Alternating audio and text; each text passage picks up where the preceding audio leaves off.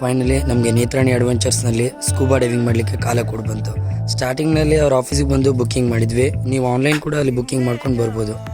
ಆಮೇಲೆ ಎಲ್ಲರೂ ಶಿವನ್ ಮೂರ್ತಿಗೆ ನಮಸ್ಕಾರ ಮಾಡಿ ಡೈವಿಂಗ್ಗೆ ಬೇಕಾಗೋ ಎಲ್ಲ ರೀತಿ ಇನ್ಸ್ಟ್ರೂಮೆಂಟ್ಸ್ನ ರೆಡಿ ಮಾಡಿಕೊಂಡು ನಮ್ಮನ್ನೆಲ್ಲ ಬೋಟ್ ಹತ್ತಿಸಿದ್ರು. ಅಲ್ಲಿಂದ ನೇತ್ರಾಣಿ ಐಸ್ಲ್ಯಾಂಡ್ಗೆ ಹೋಗೋ ನಮ್ಮ ಜರ್ನಿ ಸ್ಟಾರ್ಟ್ ಆಯಿತು. ಹೋಗೋ ಹಾದಿಲಿ ಎಲ್ಲರೂ ಡೈವಿಂಗ್ ಮಾಡುವಾಗ ಏನೇನು ಮಾಡಬೇಕು ಅಂತ ಒಳ್ಳೆ ರೀತಿಯಲ್ಲಿ ಗೈಡ್ ಮಾಡ್ತಾರೆ. ಹಾಗೆ ಫುಡ್ ಕೂಡ ಮಿಡ್ಲಲ್ಲಿ ಪ್ರೊವೈಡ್ ಮಾಡಿದ್ರು. ಹಾಗೆ ನಮ್ಮ ಪಯಣ ಸಾಗ್ತಾ ಕೊನೆಗೂ ನೇತ್ರಾಣಿ ಐಲ್ಯಾಂಡ್ಗೆ ಬಂದು ತಲುಪಿದ್ವಿ. ಅಲ್ಲಿ ಕೂಡ ಲೈಫ್ ಜಾಕೆಟ್ನ ಹಾಕೊಂಡು ಸಮುದ್ರದಲ್ಲಿ ಹಾರಿ ಸ್ವಲ್ಪ ರಿಲ್ಯಾಕ್ಸ್ ಮಾಡಿದ್ವಿ. ಆಮೇಲೆ ಒಬ್ಬೊಬ್ಬರಂತೆ ಎಲ್ಲರಿಗೂ ಡೈವಿಂಗ್ ಇನ್ಸ್ಟ್ರೂಮೆಂಟ್ನ ಹಾಕಿಬಿಟ್ಟು ನೀರಲ್ಲಿ ಬಿಟ್ಟರು.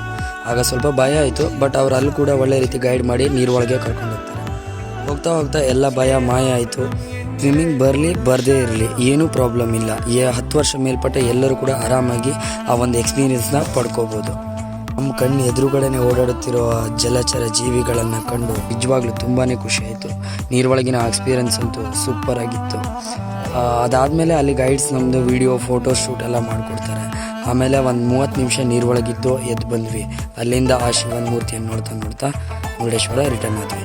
ನನ್ನ ಲೈಫ್ನಲ್ಲಿ ಯಾವತ್ತೂ ಸಿಗದೇ ಇರೋ ಥರ ಎಕ್ಸ್ಪೀರಿಯನ್ಸ್ ನನಗೆ ಸಿಕ್ತು.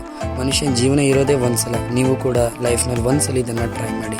ನಿಮ್ಗೆ ಏನೇ ಹೆಲ್ಪ್ ಇನ್ನೂ ಜಾಸ್ತಿ ಮಾಹಿತಿ ಬೇಕಿದ್ದರೆ ನಾನು ಬಯೋದಲ್ಲಿ ಎಲ್ಲ ಇನ್ಫಾರ್ಮೇಷನ್ನ ಹಾಕಿರ್ತೀನಿ.